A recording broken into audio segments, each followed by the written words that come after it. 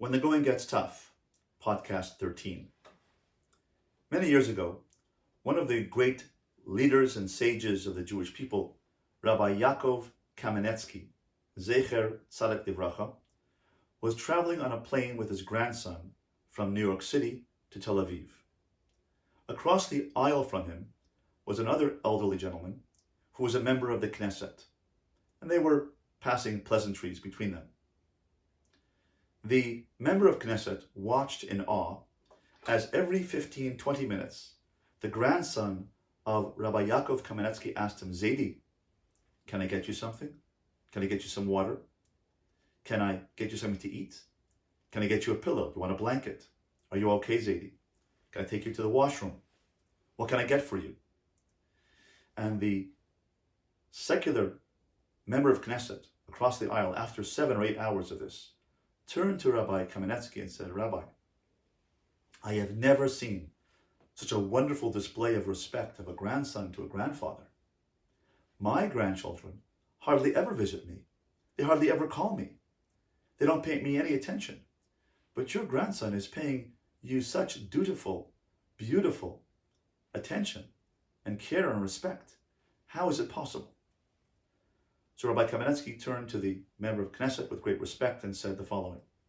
He said, the difference between my tradition and yours is that you believe that man descended from apes. So when your grandson looks at you, he sees you closer to the apes than he is. When my grandson looks at me, he sees me as closer to Moses and Mount Sinai than he is. And therefore he looks up to me. He respects me. But when your grandson looks at you, he sees you as closer to the father apes than he is. He's more modern, more developed. Therefore, why should he respect you? And the member of Knesset nodded. He realized that there are ramifications for our beliefs. There are results when we believe in modernism, secularism, and modern technology, as opposed to tradition. Of course, science is important. Science tells us what, when, how, and where. But it doesn't answer the question that Judaism answers, and that is, why?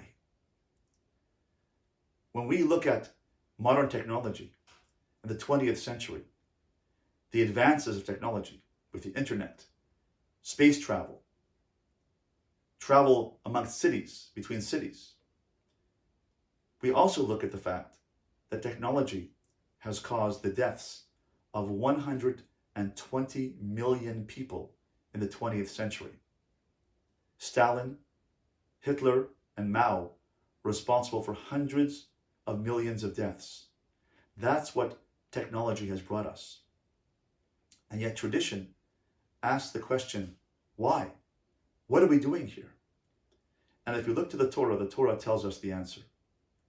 Precisely this example of technology versus the why and respect of a grandson for a grandfather. When Isaac was about to give the blessings to Jacob, he said, Hakol kol Yaakov, vayadayim yedei Esav. The voice is the voice of Jacob, but the hands are the hands of Esau. The commentaries tell us the hands are the hands of war. The hands are the hands of science and technology. The hands of perhaps violence. But the voice is the voice of prayer, the voice of kindness, the voice of supplication. And that is the battle between the voice and the hands, between softness and the hardness of technology. Use technology, but use it right and use it well. But ultimately, when the going gets tough, we have to use the kol Yaakov, the voice of prayer, the voice of sensitivity, the voice of compassion. And that's the answer to the darkness we're facing now around the world. A kind word, a kind deed, a kind voice, a kind telephone call, a kind word of encouragement, a word of praise. And there are 3 words we can use that often are overlooked.